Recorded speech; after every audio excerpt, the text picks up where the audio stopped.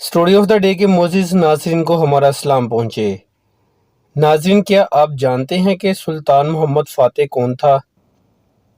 सुल्तान मोहम्मद फ़ातेह सल्तनत उस्मानिया का वो बहादुर बादशाह था जिसने कुस्तुनतुनिया यानी इस्तांबुल को फ़तह किया। आज की वीडियो में हम आपको बताएंगे कि सुल्तान मोहम्मद फ़ातेह की फतूहात के पीछे क्या राज था। नाज़रीन, वो राज ये था कि सुल्तान फ़ातेह की ये आदत थी कि वो जब किसी मुहिम पर खुद रवाना होता तो फ़ौज के किसी अफसर हत्ता कि इसके वज़ीर आज़म तक को भी ये मालूम ना होता था कि इसका इरादा किस तरफ का है। एक मर्तबा सुल्तान किसी मुहिम पर निकला तो किसी सिपह सलार ने सुल्तान से पूछा था कि आपका इरादा किस तरफ का है और आपका मकसद क्या है।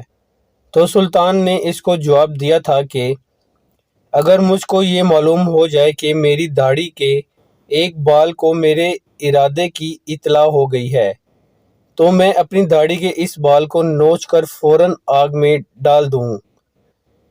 इससे अंदाज़ा हो सकता है कि सुल्तान को जंगी मामलात में किस कदर एहतियात मलहूस थी।